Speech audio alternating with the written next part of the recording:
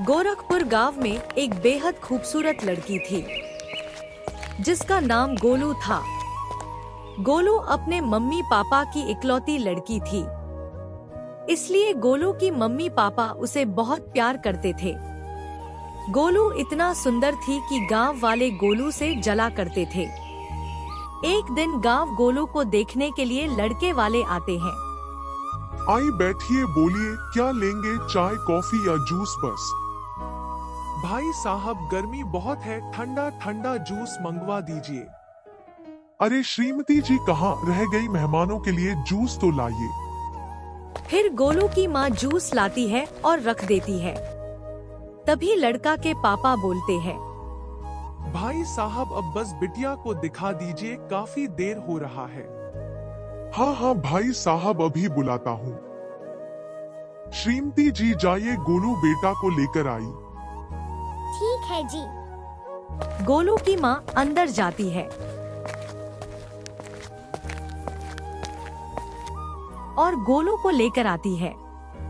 गोलू इतना सुंदर थी कि सभी को एक नजर में ही पसंद आ जाती है। फिर गोलू की माँ गोलू को अंदर लेकर चली जाती है। तभी लड़का के पापा बोलते हैं, भाई साहब लड़की तो हमें पसंद है, समझिए यह रिश्ता पक्का। जी भाई साहब। जी ठीक है, तब चलते हैं। हाँ हाँ। गोलू को जो देखने आए थे लड़का घर से निकलते हैं। तभी गांव के देखो मिलता है। नमस्ते, मेहमान की लड़की पसंद आई कि नहीं? हाँ जी, लड़की तो बहुत अच्छी है, पसंद क्यों नहीं आएगी?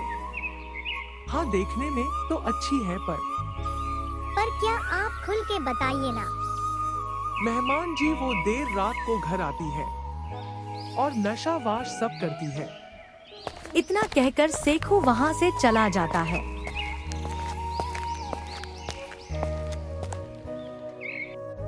सेखू की ऐसी बात सुनकर लड़के का बाप रिश्ते के लिए मना कर देता है।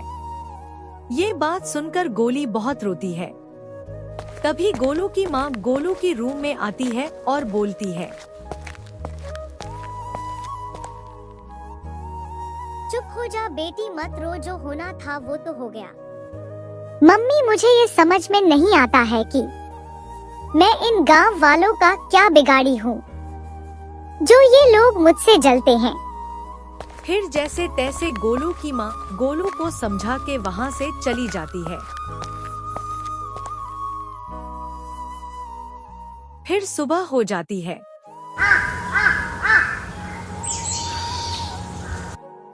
ऐसे ही समय बीतता रहा।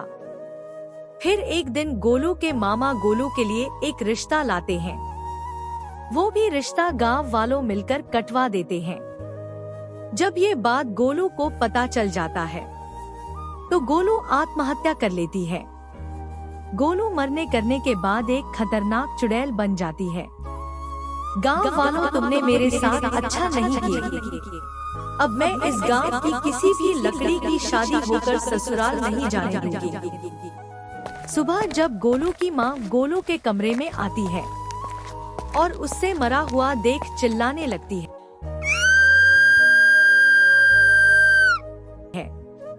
और जोर जोर से रोने लगती है। फिर सब लोग गोलू की लाश का अंतिम संस्कार करवाते हैं। फिर कुछ दिन गांव में शांति होती है। फिर एक दिन गांव के अमर की बेटी की शादी होती है। चुड़ैल अमर की बेटी को मंडप से चुरा ले जाती है। जब सब देखते हैं कि मंडप में तो लड़की है ही नहीं, सब परेशान हो जाते हैं कि आखिर लड़की कहाँ चली गई। तभी सभी लोग लड़की को खोजने के लिए निकलते हैं। सभी लोग खोजते खोजते आगे बढ़ते हैं। तभी वो लड़की मरी पड़ी हुई मिलती है। लड़की की माँ को जब पता चलता है तो वह खूब रोती है। इधर चुड़ैल उस लड़की को मार के बहुत खुश होती है। मोहन उस गांव में रहने वाला अपनी बेटी राखी की शादी की तैयारी खूब जोरों शोरों से कर रहा था। एक दिन मोहन के घर कुछ लोग आते हैं।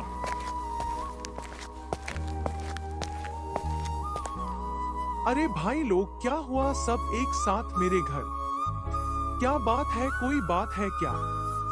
मोहन भैया पिछले महीने अमर भाई अपनी बेटी की शादी किए, तो उनकी बेटी मारी गई। आप थोड़ा सब कुछ ध्यान से कीजिएगा। हाँ मोहन भाई, मुझे तो बहुत डर लग रहा है राखी बिटिया के लिए। हाँ भाइयों, इसी को ध्यान में रखते हुए हमने कुछ बॉडीगार्ड रख लिए शादी के दिन तक के लिए। तब आपने ये अच्छा किया है। अब हम लोग का टेंशन कम हुआ। हाँ हाँ, आप लोगों को समय से आ जाएगा, ठीक है ना? हाँ ठीक है। फिर सभी लोग वहां से चले जाते हैं।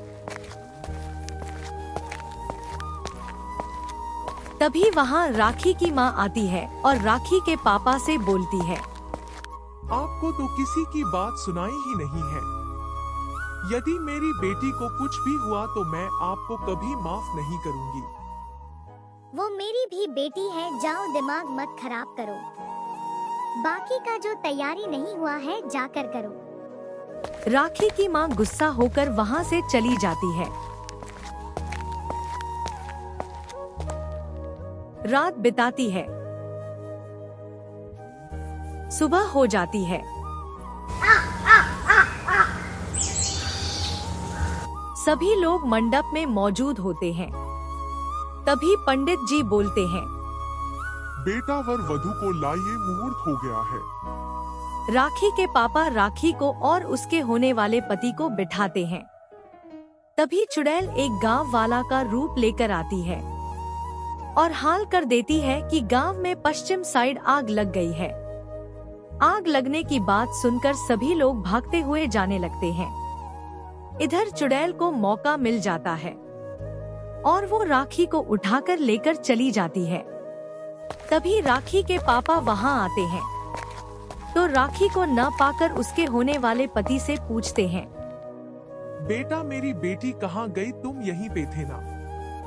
पापा जी, एक बहुत खतरनाक चुड़ैल आई थी, वो लेकर गई। मैं पूरा कोशिश किया पर उसे बचा नहीं पाया। किधर लेकर गई आप देखे? हाँ पापा जी, जंगल की साइड लेकर गई। फिर मोहन तांत्रिक बाबा को लेकर जंगल में राखी की खोजने के लिए घुस जाता है। कुछ दूर जाता है तो देखता है कि चुड़ैल राखी को अपने पास रखी थी। तब तक मोहन और तांत्रिक बाबा को लेकर वहां पहुंच जाता है। चुड़ैल राखी को मारने वाली थी। तब तक तांत्रिक बाबा बोलते हैं, रुको चुड़ैल, उसे मत मारो, छोड़ दो उसे। क्यों छोड़ दूं? तांत्रिक में तो मारूंगी। क्यों मार रही हो ये तो बताओ। मैं इसी गांव की लड़की हूँ। गोलू, इस गांव के लोग मेरी शादी नहीं होने देते थे। जब भी कोई देखने वाले आते थे, ये कुछ ना कुछ बोलकर मेरी शादी कटवा देते थे। एक दिन मैं दुखी होकर आत्महत्या कर ली। अब मैं भी इस गांव की किसी भी लकड़ी की शादी नहीं होने दूंगी। गोलू बेटा, हम गांव वालों को माफ कर दो। हम लोग ने तुम्हारे साथ बहुत बुरा किया। तुम्हारा जो मन करे तुम हमें सजा दो, पर मेरी बेटी को छोड़ दो। मोहन की ऐसी बात सुनकर चुड़ैल गांव वालों को माफ कर देती है और उसकी आत्मा को मुक्ति मिल जाती है। फिर वो वहां से गायब हो जाती है। उस दिन से के बाद से उस गांव में सभी लड़कियों की शादी होने लगती है।